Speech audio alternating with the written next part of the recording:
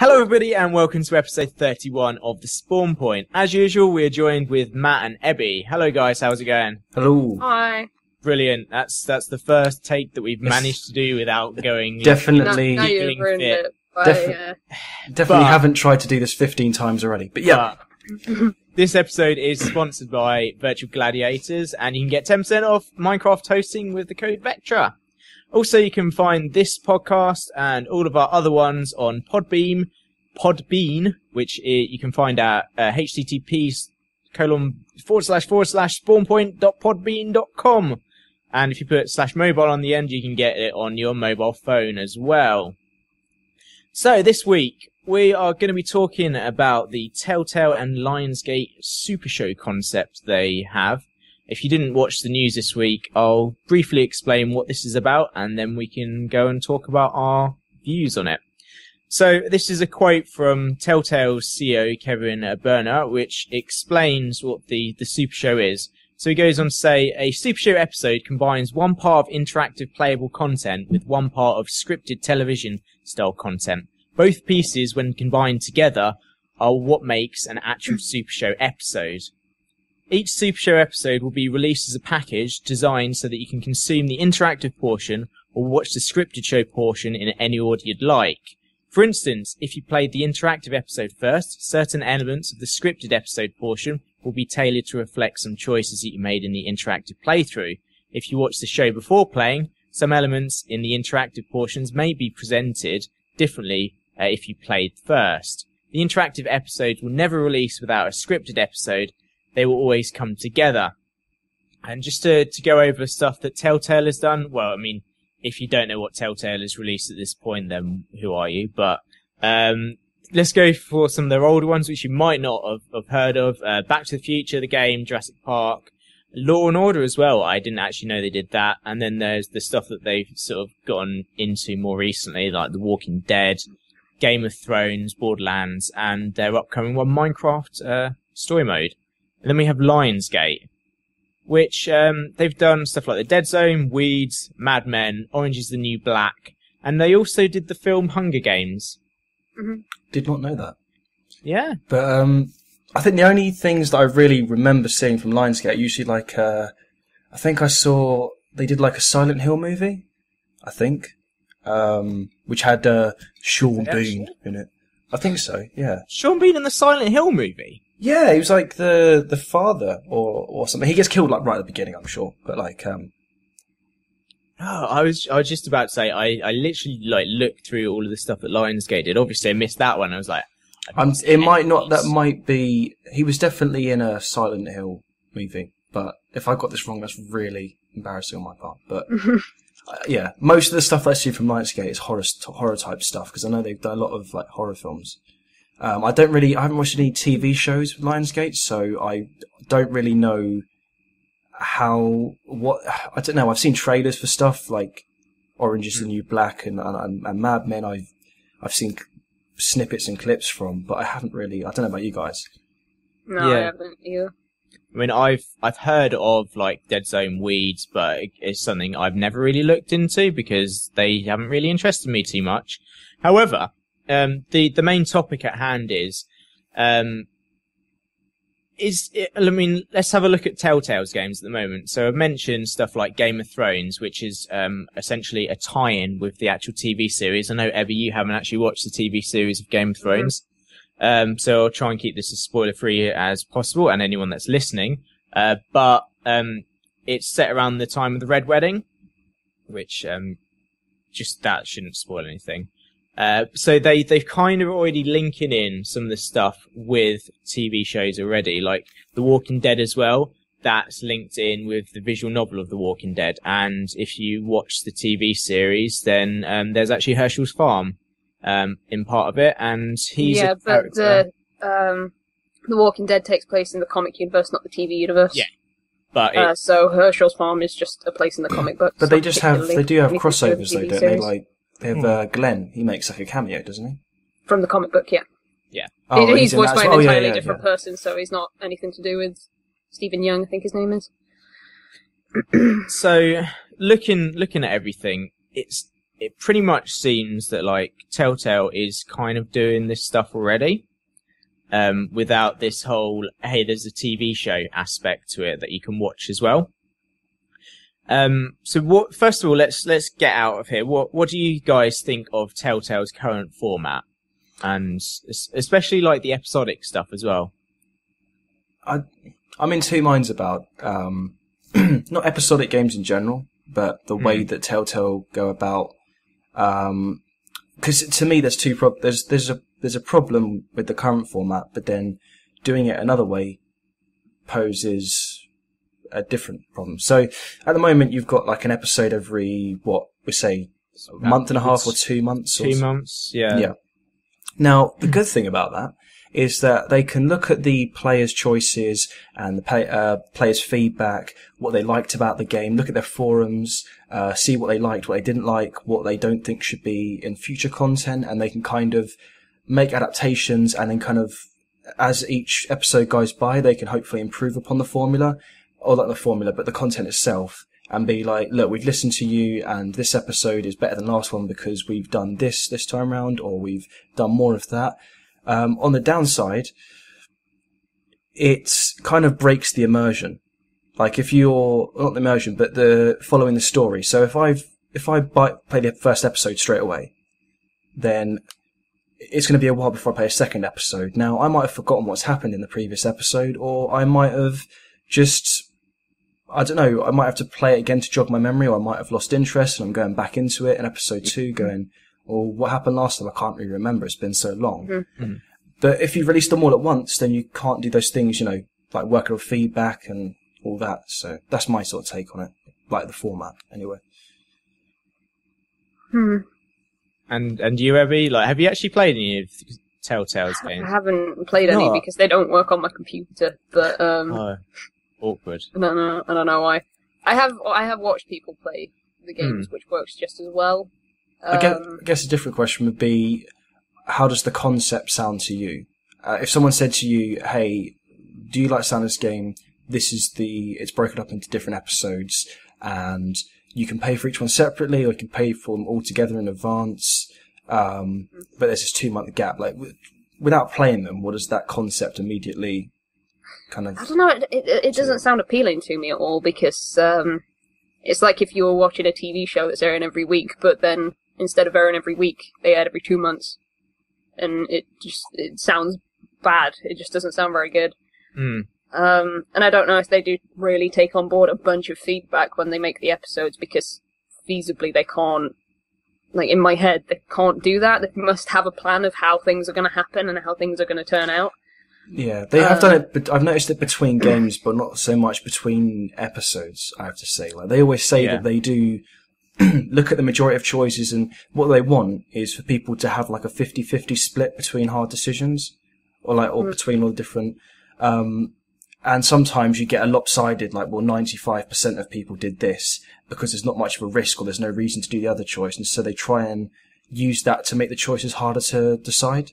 Like there's one in the first Walking Dead, I won't mention what it was because to avoid spoilers, but it was towards the end of the game, and basically loads of people picked one thing because there was not much benefit for choosing the other thing, because you knew that either way you were kind of screwed, I guess. So you kind of just picked one thing. I know. I think you've just realised. I wouldn't say. Yeah, is this to do with one of the main characters? Yeah, it is. Yeah, okay. And so they kind of looked at that and were like, well, that was clearly not a good choice because everyone was so lopsided. So they used that. I've seen that for future games, because I found myself in the second game, especially towards the end, harder decisions. Andy wouldn't know because he still hasn't completed it. I'm still one episode out on season 2, but I would definitely found, like, in some of the Telltale games that the decisions I didn't particularly find too hard. Like the first season of it, I was like, okay, there's some hard decisions, and I actually think that I had to think about these. But definitely in some of the latter ones, it's just been like, well, that's an easy one. Click that one. My main problem with what I've seen of Telltale games is that your choices don't have much consequence. Yeah. Like, regardless of what you choose in episode 1, by the end of episode 2, you might as well have chosen the other thing because it works out exactly the same or whatever. That's why at the moment, I was saying to Andy for about, I don't know, a year and a half or something, that I've got to get back. I think it's like maybe a year of like, I've got to finish playing Beyond Two Souls. I've got to pick up where I left off. And I played like half of the game. And then the other day I did carry on playing through it. And I got to say, that game I just think is amazing, because there were times where I was like, oh my God, I could have actually let that person. I'm pretty sure that, like this is spoiler free, because it's a game where, you know, someone's going to die. I'm not going to say who it is, but I could have killed somebody, and I stopped what, you know, if I carried on, then they would have died, but I chose not to. Like, you know, it wasn't a choice of like, save them or whatever. It was a case of I was actively, you know, had to let go of my controller if I didn't want to kill them, and I kind of just let go and it stopped. I was like, oh my God, what happened if I carried on? And I mean, I have to say, again, it's something that I haven't seen, but I've watched it, and it's just such an I've watched a couple of different playthroughs. It's just such an interesting game, because it lets you go on all of these different spanning arcs, and it does have a lot of different endings. And I want to say there's one bit, and where you have to just memorize you have like a flashback, and you have to remember. It's like, you know, sometimes in games it'd be like, oh, I need to remember this code, or, oh, I need to remember this thing. You don't really need to remember it. You know, you don't really need to keep it stuck in your head, because the game does it for you. Like, Alien Isolation did a good example of that, because you actually had to remember for the doors or something, wasn't it? You had to remember like the code to put in or something. Yeah, I mean, you kind of do, but if you just look back in your log, it's kind of there, so you don't have to remember well, exactly. Kind of like that, but with not being able to remember it. So there's a point, it's like, quick, what was it that you saw in that? What symbol was it? And if you didn't pay attention, and you were like leaning over for 10 seconds, sorting some cables out, or grabbing a drink while the cutscene was going, you'd be like, oh my God, I don't know. I don't have a clue. And then I don't know. And then and it's the whole curiosity of like, what would have happened if I didn't know? I did and it lets you do that. That's the interesting thing. And there's this thing that I said to you where, I was kind of trapped in a room and these people were trying to get in. And I thought, there's clearly a way to get out of here. And I got caught, and I thought, oh, it's going to restart the game and say game over. The game carried on. I was like, well, what had happened if I'd actually got away? And it's like all those different things of like, curiosity, what if? But with Telltale, you don't really get that as much. It's like, here's the start, here's the end, and it lets you go either this route, yeah. But it's always the same end point. And whereas Beyond Two Souls is like, you start here, you end here, you end here, or here. Yeah. There you go. That's the one issue that they currently have with episodic games. The Walking Dead has a massive problem with that, because I've noticed that if there is a scenario in which a character dies, they are dead. They will die at some point. There is nothing you can do to save that person. Can I say, though, still trying to avoid spoilers, but in the second season, the bit that Annie hasn't played yet, there's the first time that I thought, it actually could have gone either way. Like, it ended in multiple endings. I know what the ending is. So I know what you're talking about. But there was different ones compared to like the first season. I imagine at the beginning of next season, if they do a season 3, I think they're doing a season 3. They're doing a season 3, yeah. They will wrap it up so that all of the players end up at the same point at a certain point in the game. That's just my opinion. I think that's what's going to happen. Because it's not feasible for them to make basically 3 separate games with all the different endings. Yeah, I mean, why would they? If there is like a few multiple endings, I know some games have just gone, alright, so you could have ended this game in a certain way, but, you know, one of those endings isn't canon, and you're going to go from this ending, and that's going to be how the game carries on. That would annoy so many people. It would. They've done it in a few games before, but I think the only good thing about the episodic content and the fact that you can just buy each episode individually is you can buy episode 1, for example. You can look at that and go, hey, I really didn't like that. I'm not going to buy the rest of them. That's the only advantage I can see about it. Like you said, I don't like the fact that you have to wait a couple of months in between episodes, because I played Life is Strange, and I'm actually struggling to remember what's happened in episode 1 now. So when episode 2 comes out, I'm just gonna be like, I'm gonna need to watch something or have something remind me.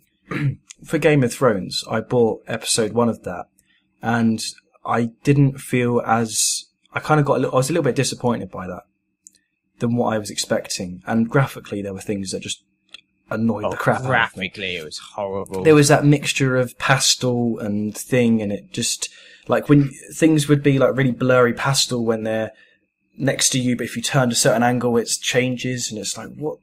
But all that aside, I haven't bought episode 2 because I didn't think that was as good. Like Tales from the Borderlands, like me liking Borderlands aside from that, just as a Telltale game, I really enjoyed like the writing, the characters, all that, and I would quite look forward to getting episode 2, which is rumoured to come out.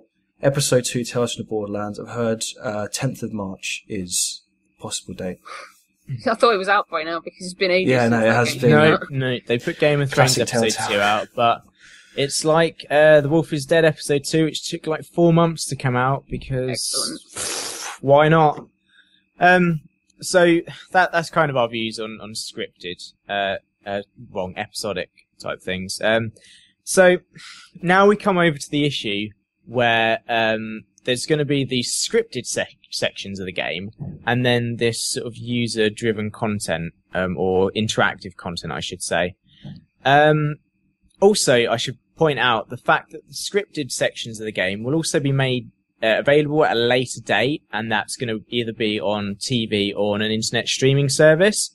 So you could essentially just go, I'm not going to play the game, I'm just going to wait until all these sections come out, watch them all separately. So have they explained how this is going to work in terms of like, okay, episode 1 comes out of the game, then episode 2, then in between episode 1 and 2, because I don't know, if they can't do the TV show the way they do the game, like the TV show would finish before the game, wouldn't it? Because so they're going to wait, and so when they bring out the game section of it, so the interactive part, they're going to release the episode at the same time. I assume they're going to wait until all of the parts of the interactive section are together, and then release them separately, like one after another on like a TV show.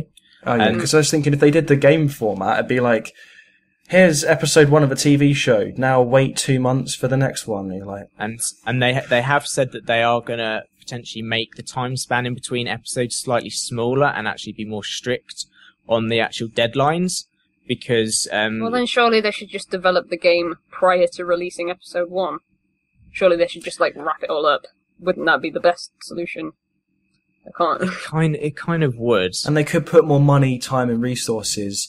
If they didn't have a TV show, put that into the game of making the span, because working with Lionsgate, they're obviously going to have to provide resources and assets, and they're obviously money's going to be involved, and so not all your full attention of that is going to be just on the game anymore, because you have to kind of keep track of where the TV show's going.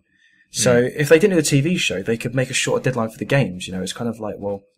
Yeah. Because I think if it was a month apart, if each episode was a month apart, I probably wouldn't be that bothered. And there was a time when that was kind of the case, but I don't know. I feel like they've been slipping more recently, like 2 months, 2.5 months, or something like that. They do seem to be. I mean, the interesting part about everything that we said is, or everything that the Telltale CEO said, is that if you play the interactive part, certain elements of the scripted episodes will be tailored to reflect the choices. So I'm assuming that's going to be sort of tailored in the Telltale aspect, like we talked about before. You can make a choice, but really it's just going to weave background and come to the same ending. Yeah. Which, that might be interesting to see, but it's saying if you watch the show beforehand, some elements of the interactive portions may be presented differently. That doesn't necessarily mean they are, though.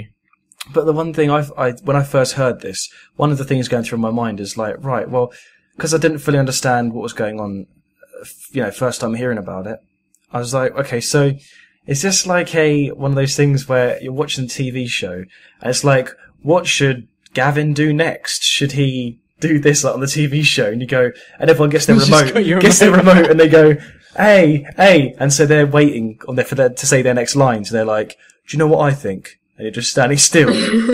It's like, People have voted this. You're like, I think that. What's the next line? They voted for it. Yeah, okay. You think it's just going to be a live action TV show? I thought characters. When I heard Super Show, I thought it's going to be something big. The first thing I thought of when I heard Super Show was the Super Mario Super Show. Yeah, Super Mario Brothers Super Show. Oh, I hope it's Mario themed. But here's my problem with this thing is that Telltale, they may be good at making games, but in my opinion, they rely really, really heavily on these already existing IPs because they've never done, as far as I know, an original game. They've always done The Walking Dead, Game of Thrones, Jurassic Park, Back to the Future, Borderlands. So, what's going to be the thing that brings people into this whole idea? Have they never done? They've never done their own... I don't think so, no. Not that I think of, because they've done stuff like Sam and Max as well, which wasn't their IP. They did... They've done a lot of games. Yeah, they've done a lot. So this Super Show concept, they haven't said whether it's just going to be like a current thing. No, they've said it's going to be a new IP, so... Lionsgate is hopefully some of the guys from Lionsgate are going to be helping Telltale. So the Lionsgate guys will hopefully, fingers crossed, be doing all of the TV side and actually getting this IP together, and then Telltale will do their thing and then make all the interactive stuff. I mean, it's very... Thing is, though, imagine if you watch the TV show, I can see a problem here. If you watch the TV show first, you watch the whole thing, and then went to play the game, you go... Well, it doesn't matter what decision I make here, because I know that he doesn't die until we get to this point, and I know that she's going to make it the whole way through, so it really doesn't matter. It's like spoilers before you play the game. It's like if I said to somebody, oh, hey, this is what's going to happen at this point, and then they go and play the game, they know, well, I know to do that or not to do that because I know what's going to happen to that person. So... Yeah, that's a really interesting thing you just said there, because I hadn't thought of that before. Because I mean, I wonder if it is going to be like let's take Tales from the Borderlands, for example, because you kind of see the same story there from two people's point of view, and that's actually a fairly interesting way of storytelling. So, obviously, Ebbie, you've not played it, but you start off with one of the characters. It goes through one side of this, like, massive scheme that they've got going. And basically, then it control two people instead of one. Yeah, and it flips it round, and then you see sort of the other side of it, but it explains everything a bit more. So I'm wondering if the TV show aspect is going to be sort of similar to that. So you see one side of the game that you're going to play, and then you actually get to interact with everything. Mm-hmm. I'd just say that's going to be so difficult to do. The one thing that always bugs me about Telltale games is when you say something and it goes, I've completely forgotten everybody's names. Clementine will remember that. And then it's like, well, clearly not, because you never brought it up again, ever. Yeah. It doesn't really matter, apart from in the first season, certain characters would get really pissy with you if you they did that anyway. You could side with one person, and they would still be annoyed with you. They'd still hate you. Mm. And it's like, what have I got to do? Like, I'm sticking up. There was this point at the end of the game where I'd been watching a playthrough of someone who had stuck by this one character so much, loved just this character, everything, and then at the end of the game, he just went, "Oh, you didn't help my family, so I'm not going to help you," and then just didn't go with him. I was like, "Are you kidding me?" Yeah, I mean, even if it's the illusion of choice, you need something there to make you feel like you have an impact. Otherwise, it just feels like you're helping them right there. I don't know. You're just being baby step through the whole story. Like, oh, and then now this is going to happen. And what you want to do now? Not that it matters. But I have to say that sort of aspect of they'll remember that was something that really annoyed me with Life is Strange as well. Because when you eventually play it, Ebbie, like you find out. Yeah, but you don't own the game. Well, yeah. But but like when you get to certain aspects, it's like, oh, you can reverse that, and it sort of shows the butterfly in the corner because of the butterfly effect and stuff. And it's like, oh, maybe you could reverse that and choose another decision. And I would have really liked if they'd have just scrubbed that thing and just let you make the decisions, because I know if I was playing through it, I'd potentially forget that you've got the rewind mechanic. So can I just say, it says, oh, you want to reverse time? Can I just say, no, I'm happy with what I did? and then Yeah. just You just carry on playing the Alright. game, I think. Yeah, you can just carry on But playing. if you as well. reverse time, I'm happy with that. If you reverse time, it doesn't matter anyway because you got the same result. I'm guessing. I feel like I have seen that mechanic, and I feel like that puts doubt into the player's mind. Like, oh, was that? I don't know if that was the right choice. Like, Yeah, it kind of does. Like, there's one scene where there's one of the characters that's an absolute like bitch, and then it gives you the chance to get your own back on her. So you can just go, I'm going to get my own back, and you can do it, and then it's just like, well, you could reverse that if you want. And I'd say that is the one time when I was just thinking, maybe I shouldn't have been so mean, and maybe I should reverse it. There's a game coming out. I don't know if you heard of Until Dawn. It's coming out for the PS4 and PS3. Nope. It's basically from what I've seen, they showed a footage of, if you think of like your movies like Scream, like pop culture horror films, where you got a man chasing a woman and she's running away and she's hiding in places and she's trying to escape, and they showed a gameplay footage of this, and I don't know how much this is true, but from what they said that a character, it kind of is believable because I believe it's from the same people that brought us Heavy Rain, Beyond Two Souls. So I feel like the point's got a lot of, it's got a lot of weight to it, what they say, because in previous games they have had that kind of decisions having big impact. But the girl gets caught and she gets killed, and they say, oh well, you could have escaped and gone further, or she could have got, if a character gets killed off, they get killed off early, and that's the end of their part in the story, and that's the end of that. That could happen now, that could happen later. It all depends whether what point you're killed off at and how that affects other characters.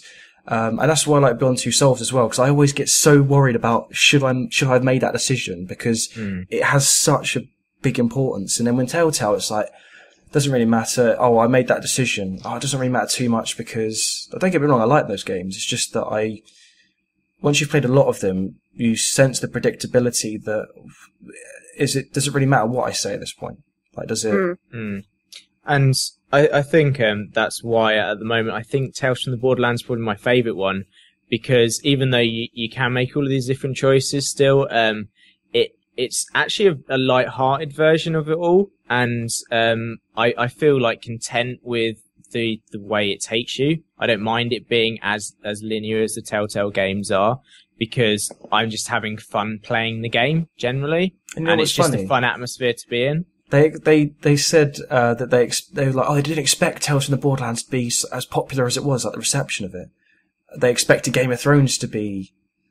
I think Game of Thrones wasn't where they wanted it to be, and like in terms of popularity and reception. And Tales from the Borderlands, they were like, oh, this is just a little funny side project with a bit of comedy. But I think really where it works well is more the comedic, like you said, light-hearted side is kind of where it, when it doesn't take itself too seriously. And it not like, oh, big decisions, because it's like, oh, come on, When you can say funny dialogue, it's better than saying, should I save this person or not? Because they're going to die 10 seconds later anyway. So this then brings us on to, do you guys really care much for a scripted sort of episodic TV show style tie-in to the game? Or are you just not bothered at all? I don't think I'm that interested, to be honest. It sounds good on paper, but I'd probably possibly look into the game, because it would be Telltale's first ever game that's new.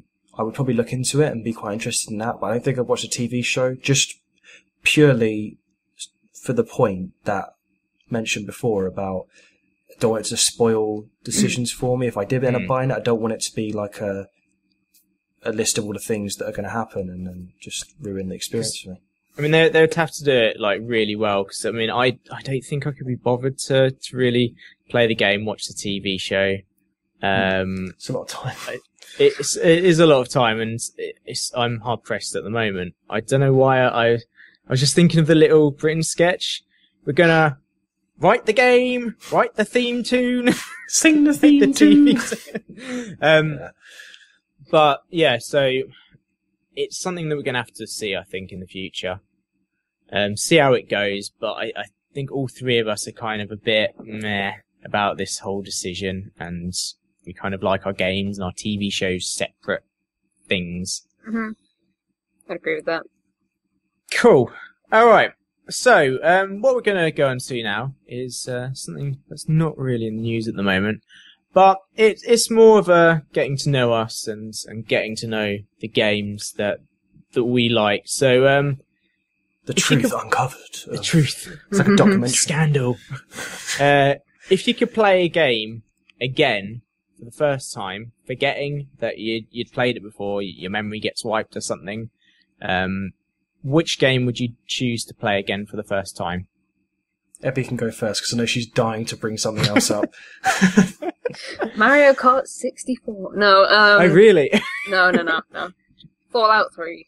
We were talking about this earlier, but Fallout 3 is one of my favourite games, and it's one of the first games that I ever got really, really, really, really, really immersed in, to the point where I played it for like 2 weeks straight. Went outside, I was like, oh man, trees. We're like, where's all the post-apocalyptic world? I know, what's happening? Why isn't everything brown? God. And I don't know what it was with that game, but I know a lot of people don't like it. I personally love it, and just got so immersed in its world and its lore.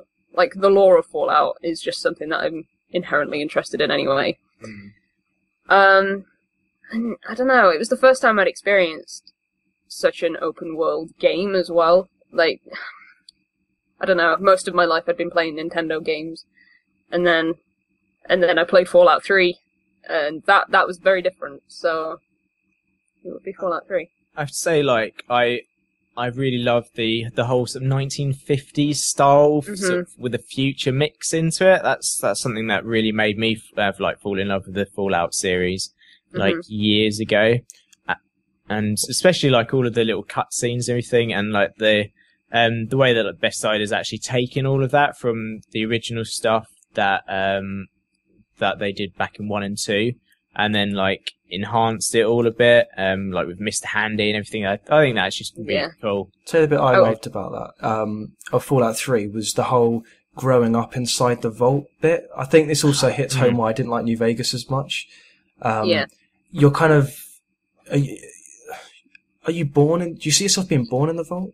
Yeah. You see yourself being born and you presume it's in the vault. Like, it's never explicitly said. You're sort of grown up and it's like school, because you've got this guy teaching you about the different things, and you have like your birthday party or something, don't you? And you got like the bully, and then, you know, you kind of get to that point where you actually go out into the big open world, and it's like, you've been contained in a small space your whole life, and it opens up and like, wow, like, you know, I can explore finally. That moment where you leave the vault and you just sort of get blinded from the sun for a minute, and then your eyes adjust, and it plays that music. It's so immersive, isn't it? Amazing. That's my favourite moment in any game. I think it's just such an interesting way of, like, disguising a really boring character selection screen as well. How you take, like, the GOAT exam and pick your skill points and stuff.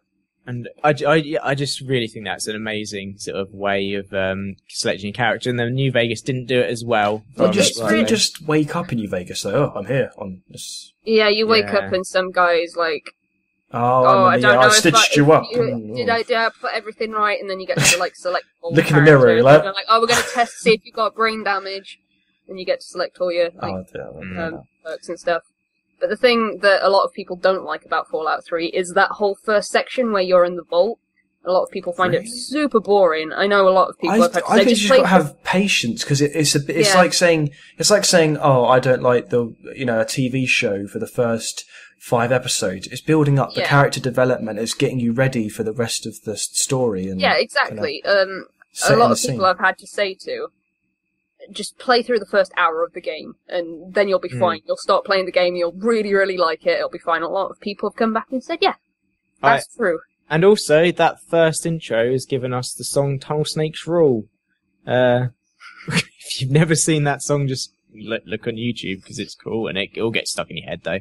But one of my favourite things about Fallout as well is the soundtrack. You know how you get the Galaxy News radio thing on your Pip-Boy, and then you just get to listen to old 1950s songs, like the Ink Spots and all that stuff. I live for stuff like that because it's so cool.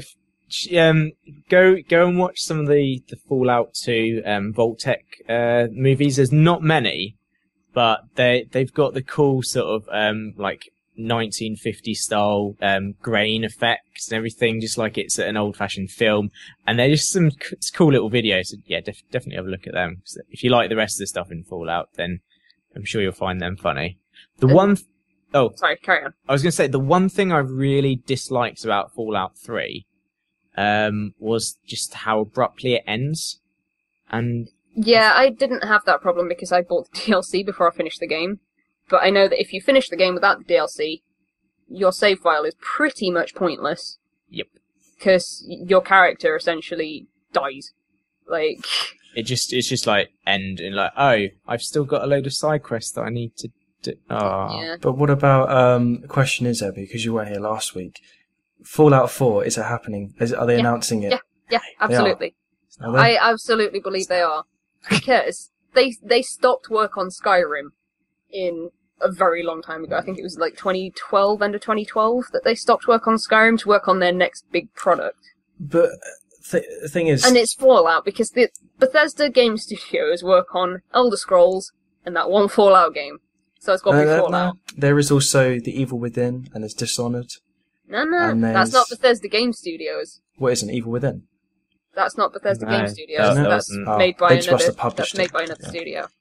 But But Bethesda as an entity have so many different game developers under them. look at the gap between Oblivion and Fallout 3 Skyrim. came out in 2008. Yeah.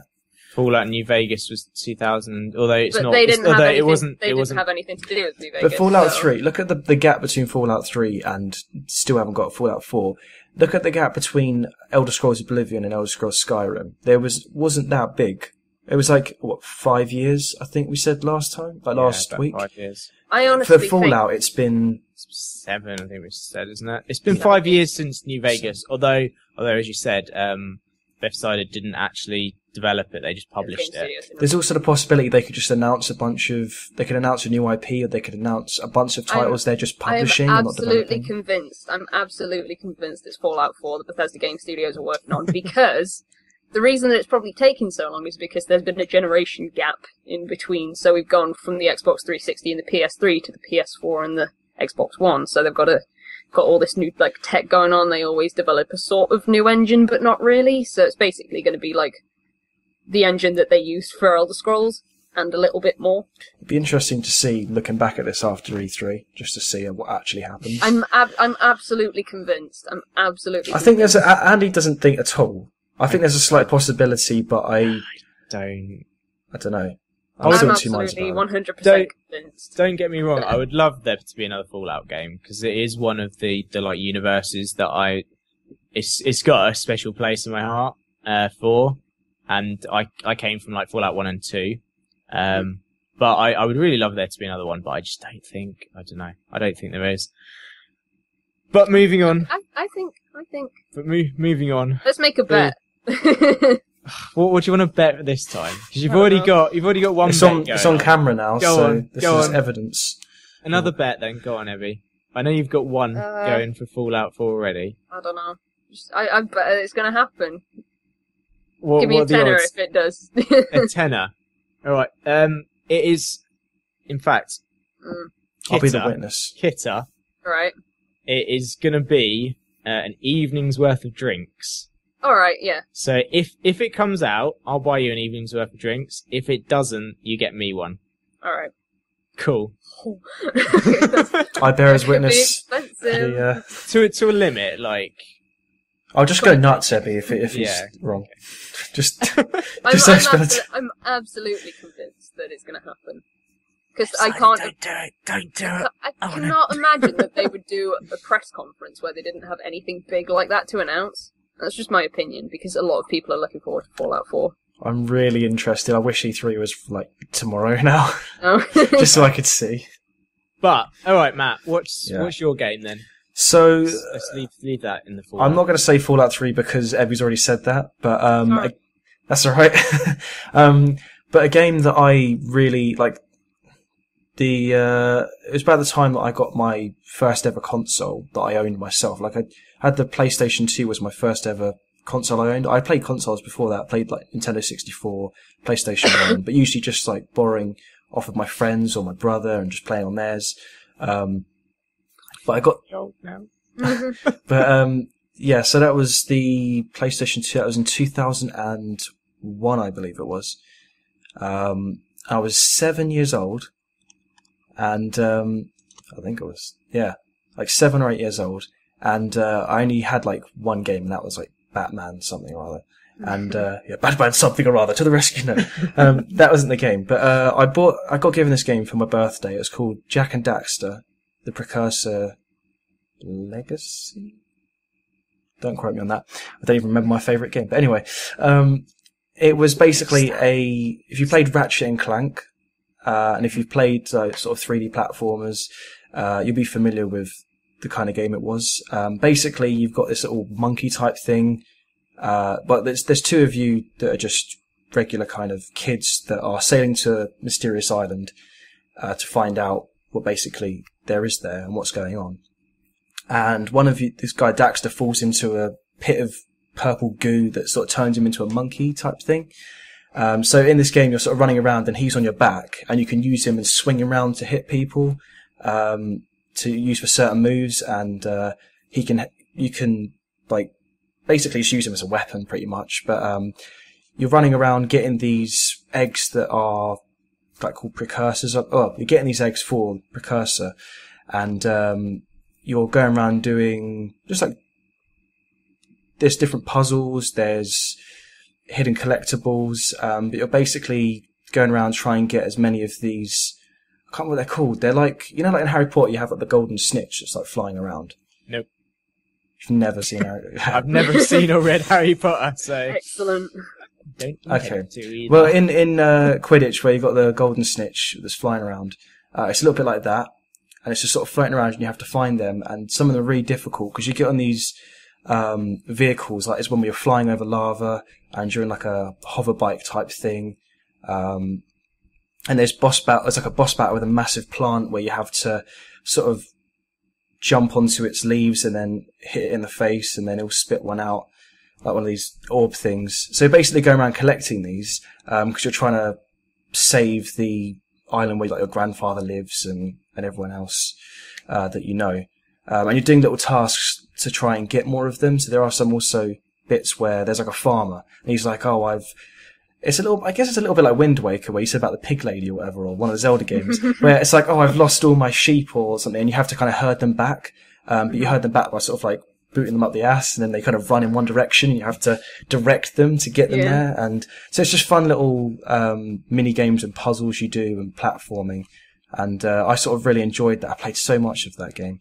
And they were gonna, before The Last of Us got made, Naughty Dog were working on a new game for that, because they made 3 games, and no, nuts and bolts. No, but they made 3. They made Jak and Daxter. There was Jak 2 and there's Jak 3, and then Daxter had like his own little spin-off game on the PSP, and then they were working. They didn't really know where to go with it. They didn't know what direction to take the game in, what tone they wanted the game, like to be dark or comedic, be to be more mature, or all that kind of stuff. They had concept art drawn for it, which looked pretty cool. But then they kind of ditched it and went, let's work on The Last of Us instead. So I was like, yeah, okay, The Last of Us has got good reviews on that, but I didn't get my childhood game remade in some ways, or you know what? That you can just completely ignore that joke I tried to make, because that wasn't even Naughty Dog. That was rare. That was rare. I feel ashamed right now. Naughty Dog have done stuff. Yeah, Naughty Dog's like The Last of Us, Uncharted. Banjo-Kazooie, apparently. So yeah, that's my favourite one anyway. I used to be quite a fan of the sort of even Ratchet and Clank. I used to love a lot of those 3D platformers, because all that you used to get like Ratchet and Clank as well. You got loads of cool guns and gadgets you could use, and you could upgrade them the more you used them, and so a lot of my childhood was spent on those type of games. And if I could kind of go back to that, that child wonder of like playing this game, and then back then you're like, oh my god, it's so realistic, and now you're like, that's terrible graphics. And then yeah, it's actually really interesting. Like, if you've played any of these remakes, The graphics in the remakes are what I remember the graphics looking like when I originally played the games. It's really weird, isn't it? It's like you're looking at it, you're thinking, how does than that? Do you think that your memory it's just your memory's jaded, or do you just think that those at the time you convinced goggles, you just nostalgia goggles? Yeah. But do you think maybe it's just that at the time you convinced yourself that it looked better than it actually did? Or yeah, definitely. But there's some games now that don't actually look like. If you look at Tony Hawk's Pro Skater 2, for example, that was on PS2. As we said, was it on Valentine's Day? Roses are red, violets are blue. Tony Hawk's Pro Skater 2. but that game, even to this day, still doesn't look that bad. But I think back then, my mind must be playing tricks on me. I don't know. Hang on. Not the original, but Pro Skater 2. I don't know, man. Look at the warehouse area, wherever that was, where it was like, yeah. But it looks pretty bad. just stop the video now. Go have a look at Tony Hawk's Pro Skater 2. Tell me that doesn't look bad. What, for 2001? You're saying that doesn't... I don't know, Majora's Mask came out in 2000, so... But anyway, I think it is just nostalgia, rose-tinted goggles. I definitely have that with a couple of games. I'm like, Mario 64 looks amazing for the time, it's so great. I look back at it now, it looks bad. It just doesn't look very good. Do you think that we'll do that about games now, though? That's another thing. Do you think that we'll look at games now, and then in 10 years' time we're going to say, that looks terrible? I don't know.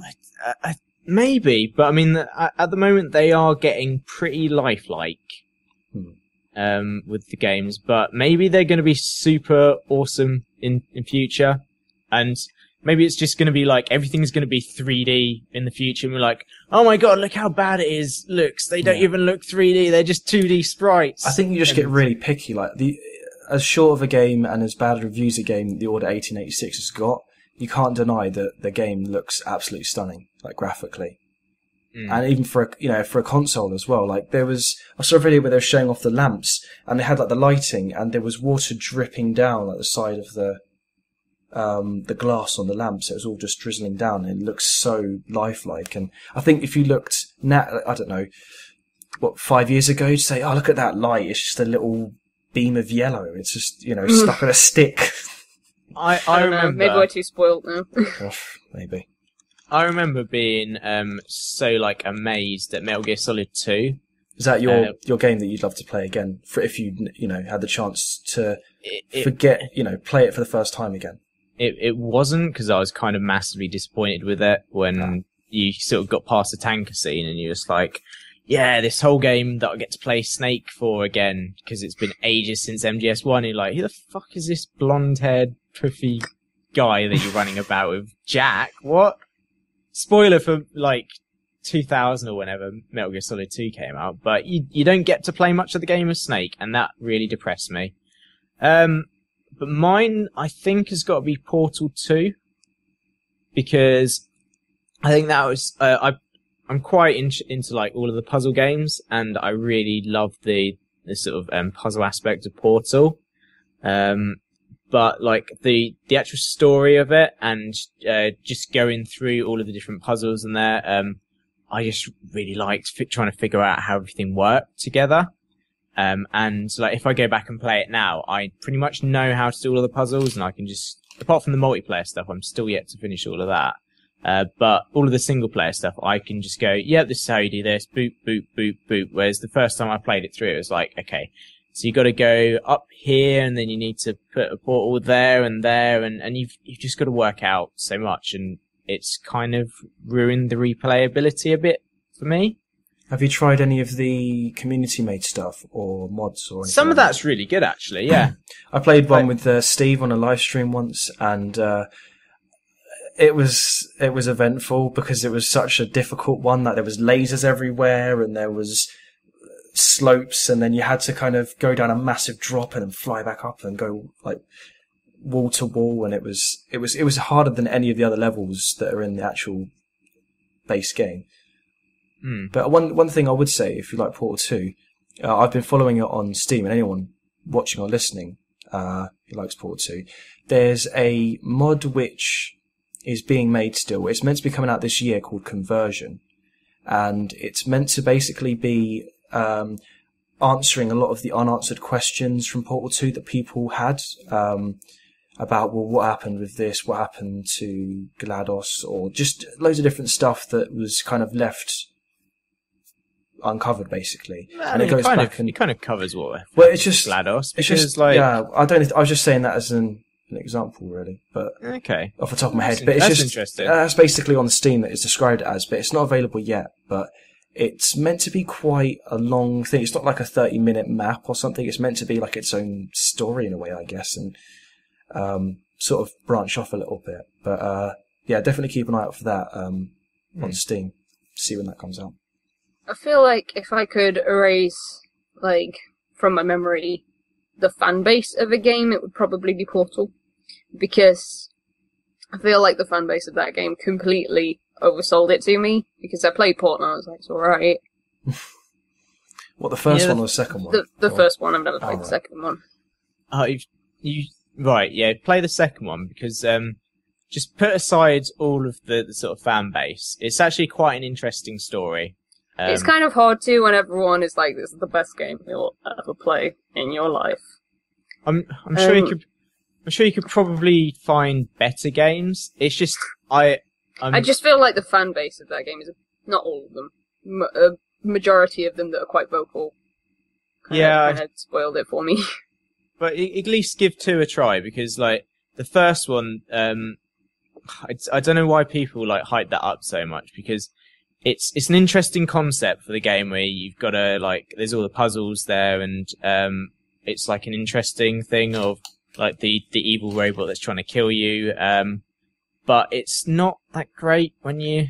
I don't know. It kind of laid the foundations for a good idea in a way, but it didn't really have that story element as much, and you know, it was more, I don't know, in a way, it's more of like a tech demo, wasn't it, really? It was more... Pretty much. I'm sure it was just something that someone did, like, just as a side project, wasn't it? But then it was like the versatility... The thing about 2 is there's a lot more kind of stuff you can do, and I'm not trying to go, oh, it's amazing, but there's a lot more versatility, and sort of there's different substances, like there's gel that you can use to get momentum and bounce off of. There's... I don't know, in the first game was really good. It's Cave Johnson. I mean, if there's anyone that's going to sell it, it's just the humour of Cave Johnson. Yeah, there's sort of there's aspects where you're going to really old test chambers. There's lots of different stuff going on. The story is kind of a lot more of a bigger deal, and it's kind of, I'd say, try that. If you played the first Portal, you're not really going to be sold on it as much, because they kind of just really hit the nail on the head in the second one. That's not me trying to overhype it at all, but it's worth a try. Like Andy said. It's got an interesting story to it, and it's got the humour as well. I think I appreciate the humour that that's injected into Portal as well. Mm-hmm. So just give it a go, and if I'll do my best. If anything, it's a good puzzle game. So that's a thing. And if you play it with somebody else on the co-op feature, it's quite fun as well. So if you die loads and mess up, because there's actually the one thing I really liked about the co-op in it as well is the single player and the multiplayer. They've both got their own kind of story to them ish. The multiplayer not as much, but it's completely different to like the single player aspect, which is cool as well. They actually decided, instead of just going, hey, let's make it a co-op thing, but really it's just the single player, just with invisible person number 2 that disappears in all the cutscenes. But so yeah, I think on that note we're going to end it. So that has been episode 31 of the Spawn Point. So thanks very much again for joining us as always, Matt and Ebbie. That's all right. I'm glad we could get through it without having to do another take. Just about. And don't forget, you can look at all of these or hear all of these on a Podbean account. So links in the description below, and that's it, guys. Show's over. Nothing left to see here. Goodbye. I'm done. And I'm off. Live long and prosper. Oh, Matt's gone. Bye.